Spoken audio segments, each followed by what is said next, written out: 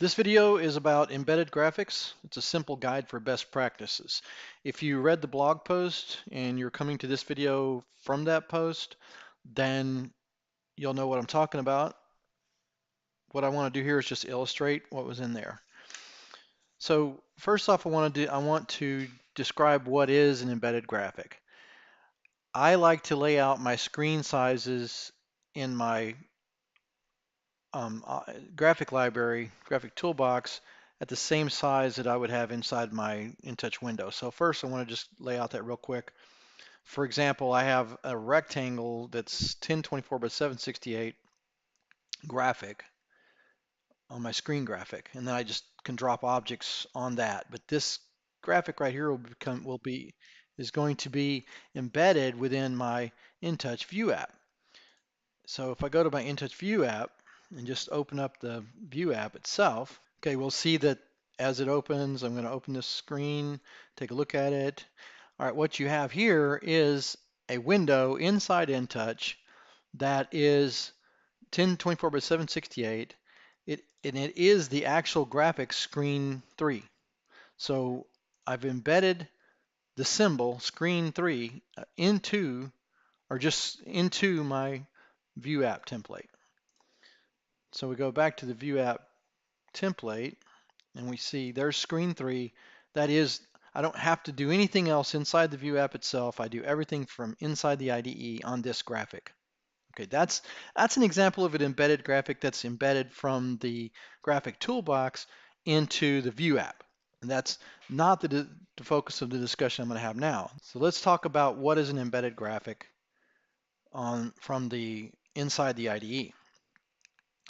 This object is a symbol that I created called motor. This is an embedded graphic that's embedded from a master reference in the graphic toolbox.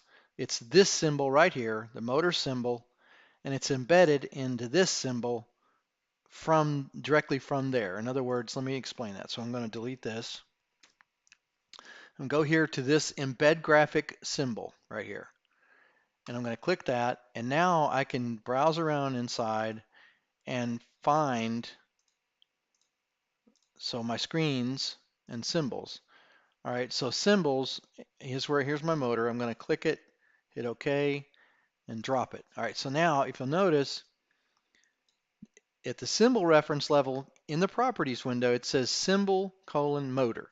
So it's directly referenced from the master reference right here. Now all I have to do is assign my owning object. In this case, let's just grab motor 01.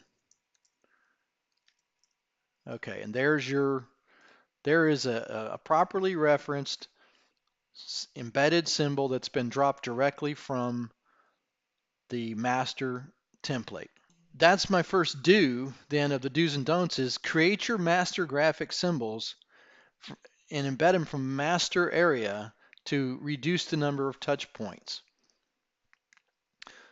So now that I've done this, let me show you the next level of embedding. We can actually, so we've created, this is our master symbol called motor. We can go to the derivation view, and we find that motor 1, 2, and 3 objects are instances of the motor derived template. Okay, so if I double click that, then it'll pull up. This is the editing for the motor derived template. Now, you may get a little different result if you're using some of the other versions like R2 or 2017. You're going to see a little different view than this, but it's the same basic concepts.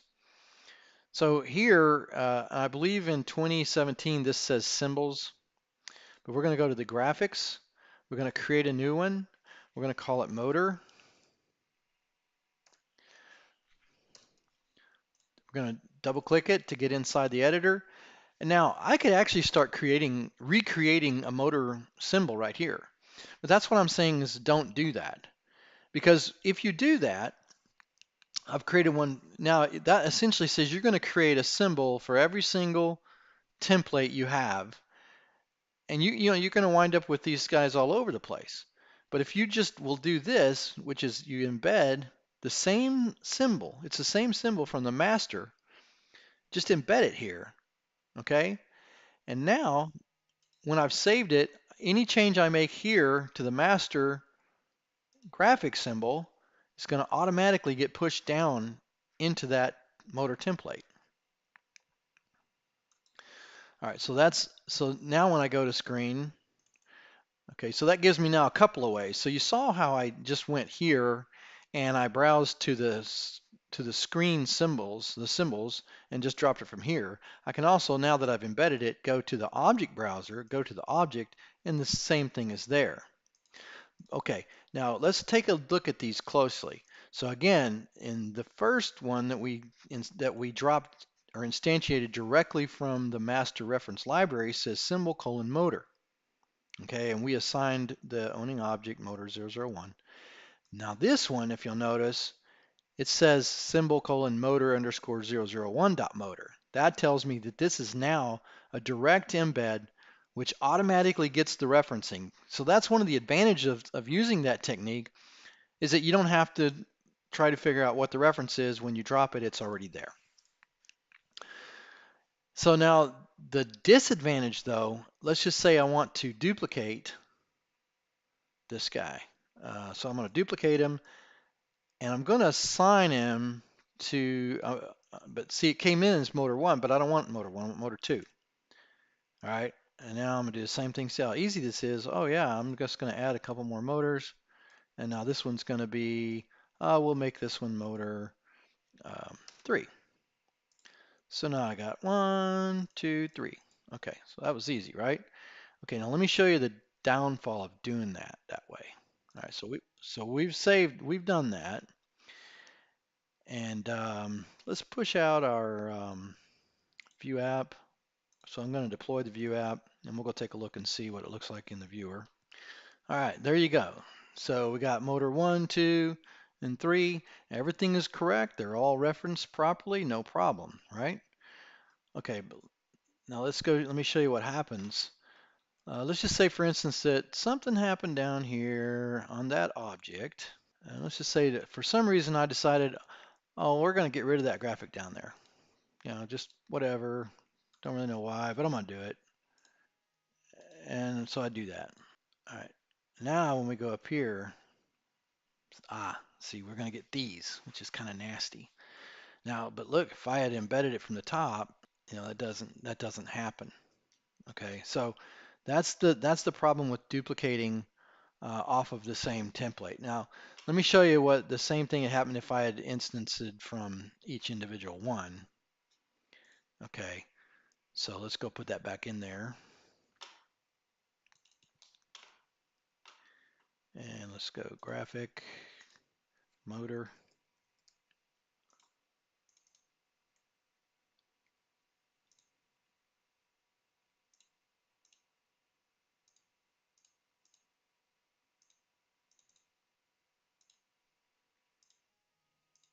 Okay, let's save it.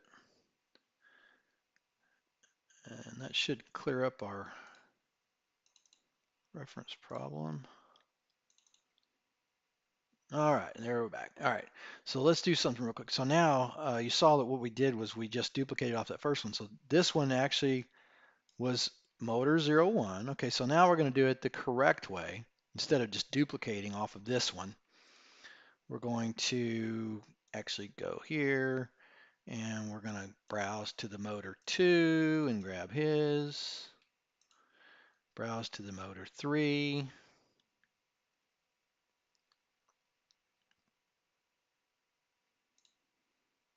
Grab his. Okay. Now let's go save those. And let's see, for instance, that motor 1 gets deleted. Okay, well, first off, let's deploy. Okay, so everything is back the way as it should be in our world. And we'll go back over here to the IDE And let's just delete motor 1. We're going to undeploy it and delete it. And, what I showed you as far as removing a, actually removing the graphic from the master template down, that's probably not as common. Deleting the object is probably a lot more common, so I'll show you that example as well. There. So the only one that's missing is motor 1 because that's the only object that got deleted. These are okay because we used the correct method of instantiating them from the object where they define. Now the top level one, which came from the master, is always going to be okay. Now let's set up another scenario. Okay, this time let's go back to derivation view. We're going to recreate our motor, number 1.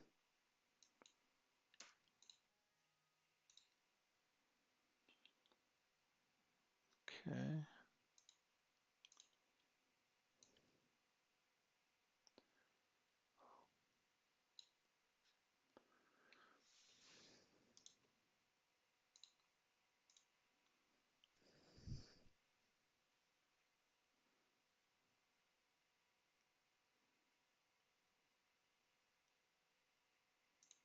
Okay, so we've got the same scenario again.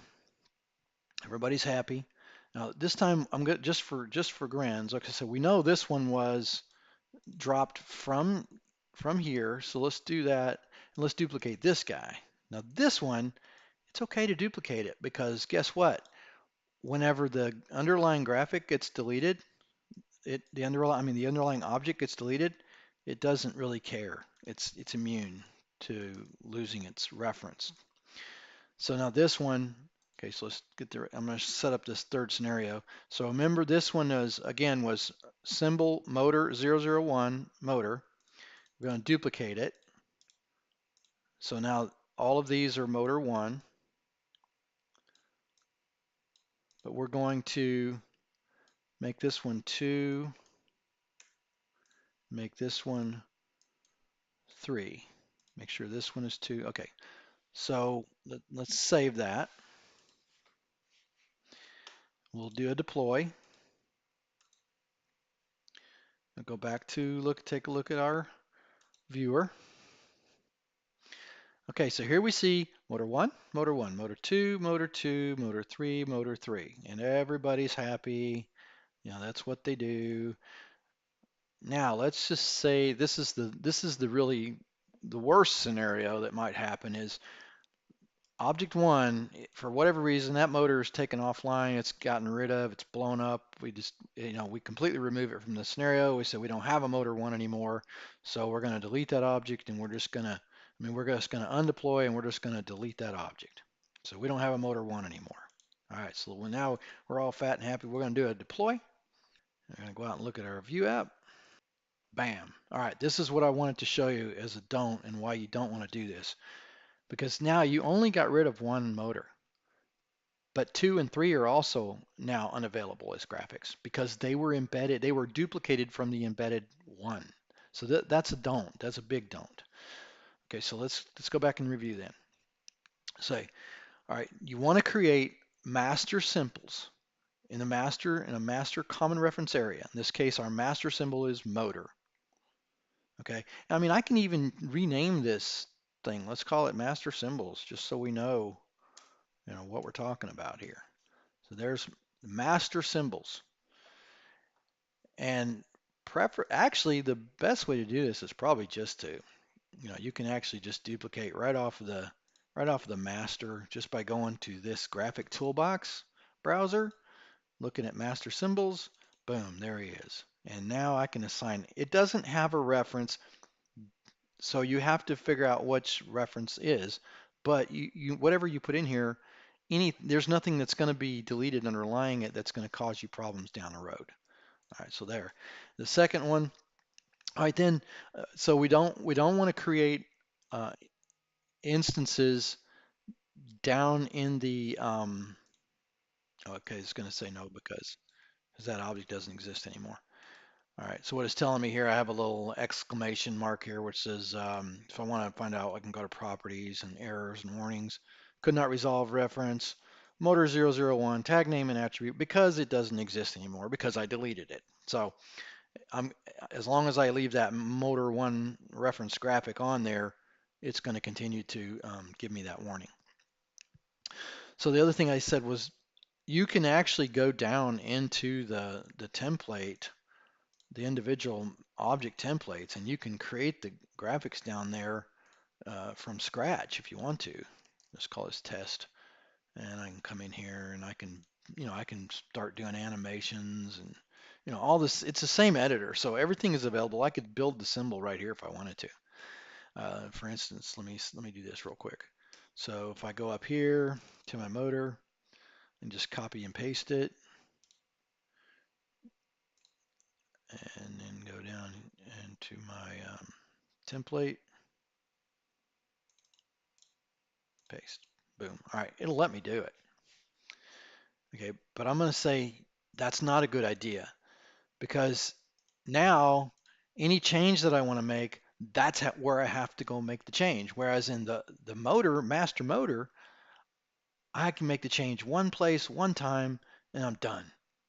Here, if I have to, every template that has a different one, I have to go into that template. You might have 5 different derived templates of 5 different types of motors, and if you put the graphic in each one, that's 5 touch places that you have to go to if you have to make a similar change in all 5 motors. However, if I use the master, then I could, even if I had several derivations, different types of motors, motor 1, motor 2, motor 3, I still have one place to go. That's the idea. So the idea is get to a place where you have as minimal number of touch points. And then the same goes for if I wanted to, I can actually also put that right in the instance. Same thing. Okay, same thing.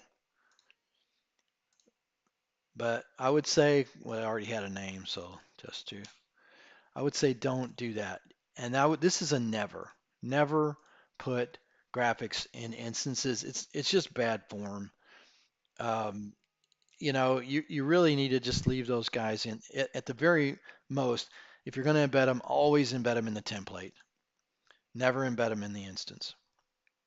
And then okay, so let's go over the 5 do's and don'ts that I've identified when dealing with the system platform objects and graphic symbols is number 1, do create master graphic symbols to minimize the number of touch points in the galaxy for that symbol. Do embed master graphic symbols at the object template level. Don't create graphic symbols in templates or object instances. Don't embed master graphic symbols in object instances. Don't copy paste or duplicate embedded graphic symbols. And that was talking about at the screen level. When you do a duplicate, then use a master directly from the master reference library rather than an embedded, because you'll lose the reference of the underlying graphic object. So that concludes this discussion. I hope it's been helpful. If you feel like it's been helpful to you, then please don't hesitate to pass it along to a friend. If you want to learn more, you can head on over to orchestrabasics.teachable.com or just orchestrabasics.com. And I have a featured course, Introduction to Orchestra Programming, where I actually go into some detail about building a galaxy and creating some user-defined objects to communicate with .NET system environment variables, both with native scripts and custom scripts. So I hope you enjoyed this brief tutorial. And if you'd like more information, head on over there and enroll and sign up for the course. Thanks. And if you like this, please subscribe and give me a thumbs up or any comments that you may have regarding this course.